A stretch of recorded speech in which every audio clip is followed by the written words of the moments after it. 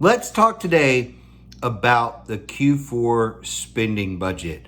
Now, it's sort of a myth that the government does all their spending in Q4. However, they do a lot of spending in Q4, and you can get a piece of that. I'm going to give you one tip today on an area that most people never think about. And this area is a simple way to pick up a small contract, whether it's your first contract with the government or whether it's one of many with the government.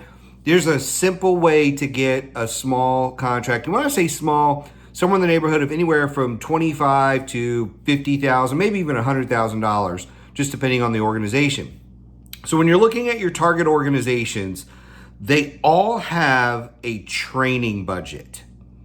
And most of them don't know how to spend it.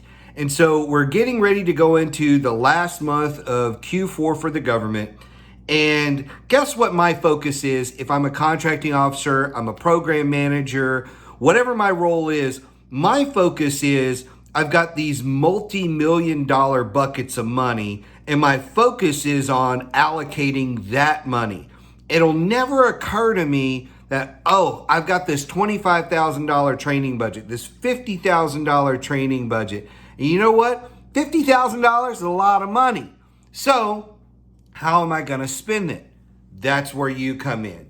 You come in, and when you're calling around and doing your research and talking to organizations, you can ask the simple question. Number one, do you have any budget money that you're not sure how you're going to spend? And a lot of people will say, well, yeah, I don't know. I think we've got everything covered.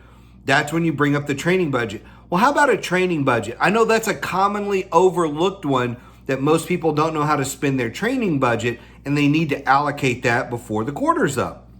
You can bring that one up. You could talk to them about that training budget, and that's a really simple one. And it's really just about any service you can imagine. So if you're in the service-based business, this is ideal for you. I've actually got clients in the product-based side of things that do this as well, where they could say, hey, we could do some product training for you. If you're in the service business, we could do some service training for you.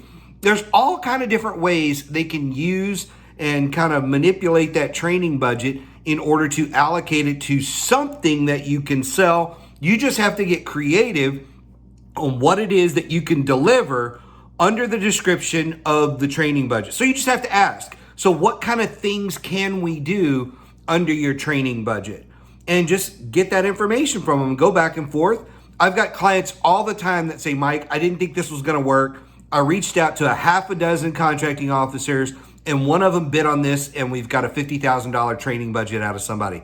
So don't underestimate the power of calling and asking about a training budget, because a lot of folks they're totally distracted by everything else they have going on, and they're not worried about the $50,000 bucket of money. They're worried about the $4 million and the $5 million, and multi-buckets of $4 and $5 million budgets that they're trying to spend.